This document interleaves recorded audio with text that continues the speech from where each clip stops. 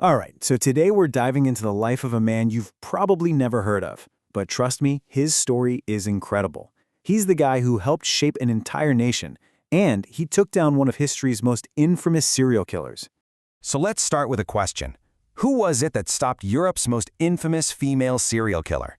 It sounds like the tagline for a horror movie, right? But this is real history. We all know the villain of this story, but who was the hero? Who was the one who actually had the guts to stop her? You know the name, of course. Elizabeth Báthory, the Blood Countess. Her name is practically a synonym for cruelty and torture, a legend that's been giving people nightmares for centuries. Just a totally chilling story of a noblewoman gone monstrously wrong. And this is where it all happened, behind the dark stone walls of places like Chotti's castle. For the Countess, it was a fortress. For the young women she lured there, it was a prison and a tomb. But here's the thing. This story isn't just about her. It's really about the guy who finally put an end to her reign of terror. Okay, so let's get into it. Let's meet the other key player in this whole dark drama. His name? Count Juraj Turzo. Now, this wasn't some random stranger. He was a fellow noble. He ran in the same circles, and he'd even fought alongside Báthory's own husband in the wars. And, as it turns out, he was destined to be the one who would bring her down.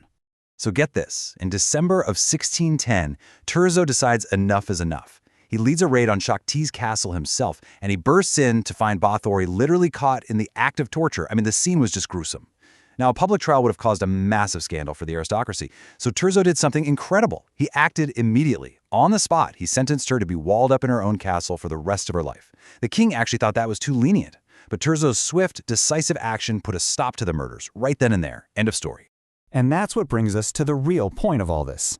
Because believe it or not, stopping the Blood Countess is maybe just a footnote in Juraj Turzo's life. So who was this guy really? And how did he get to be so powerful that he could just imprison one of the most well-connected women in the kingdom on his own authority?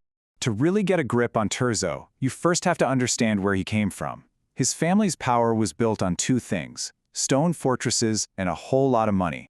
Yeah, the Thurzo family was a big deal. I mean, they controlled these massive estates all over what we now call northwestern Slovakia. Their power was anchored by these incredible fortresses like Letava Castle, that's where Juraj was born, and the amazing Orava Castle you see here. And these weren't just fancy houses, you know? They were serious centers of political and military might. But all that stone and power had to be paid for, right? And it was paid for with metal. The real engine behind their influence was the Thurzo Fugger company. They teamed up with a wealthy German family, the Fuggers, and together they basically cornered the market on European copper. We're talking about one of the richest and most powerful companies in all of Central Europe at the time, a true powerhouse. Okay, so we know he was powerful and rich, but the man himself? He was way more complicated, and honestly, full of contradictions. So here's the central puzzle of Juraj Turzo. On one hand, he was a deeply devout Lutheran. I mean, so devout that in his will he said any of his kids who abandoned the faith would be completely disinherited. Wow. But on the other hand, he was fiercely loyal to the Catholic Habsburg Emperor in Vienna. So what gives? Well, you have to remember the time period. The massive threat from the Ottoman Empire tended to make other disagreements look pretty small.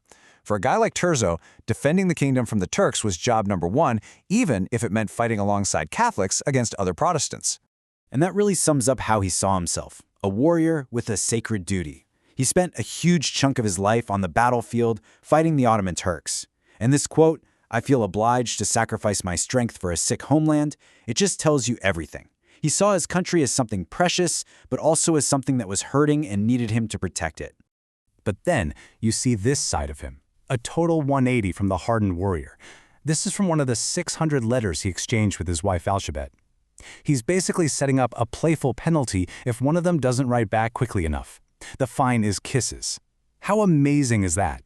It just shows you this deeply romantic personal side to the guy who was also a battlefield commander and a cutthroat politician. But here's what's really amazing. His biggest legacy isn't catching a serial killer or his military victories. It's the work he did to give a voice, a language, and a structure to an entire group of people. This is where he goes from being a powerful count to a true nation builder. And in 1609, he gets the job that gives him the power to do it. He was elected Palatine of Hungary, This was the highest office anyone but the king could hold. So think of it like being both the prime minister and the Supreme Court justice all rolled into one. He was second in command of the entire kingdom, which gave him incredible power to make things happen. And boy, did he use that power. He specifically used it to champion the Slovak people. He was the first person to ever use the term "our Slovak nationality" in official government documents.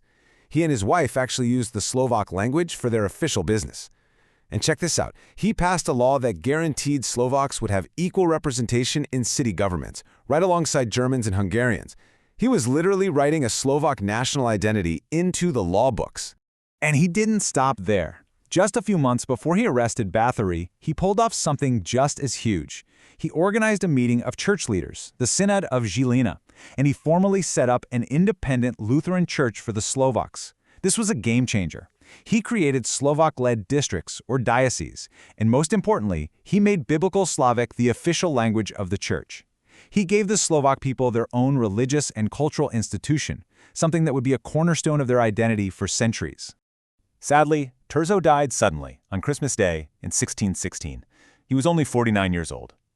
But if you want one last mind-blowing measure of just how important this guy was, you just have to look at his funeral. Look at that number, 341. What in the world could that be? Well, at Thurzo's funeral, it wasn't the number of guests. It was just one item on the banquet menu. Yep, that's how many geese were served at his funeral feast. And the rest of the menu is just insane. 10 oxen, 43 calves, almost 700 chickens, and more than 230 casks of wine. This was way more than a funeral. It was a massive state event for a man who was, for all intents and purposes, a king in his own right. This is his final resting place. He and his wife were buried in this absolutely magnificent tomb inside the chapel at Orava Castle. It's just a final, powerful statement made of marble and stone, a fitting monument to a man who had so much power and commanded so much respect. And his legacy is still very much alive. As recently as 2016, for the 400th anniversary of his death, the nation of Slovakia issued this 10-euro coin to honor him. Think about that. A modern country still paying tribute to the man who helped build its foundations all those centuries ago. So in the end, yeah, a lot of people just know Juraj Turzo as the guy who stopped the blood countess. But his real story is so much bigger than that. He was a warrior, a lover, a diplomat, a founder of a church, and an architect of a nation. It really makes you wonder, doesn't it? How many other crucial figures like him are out there, just kind of hidden in the footnotes of history's most famous, most sensational stories?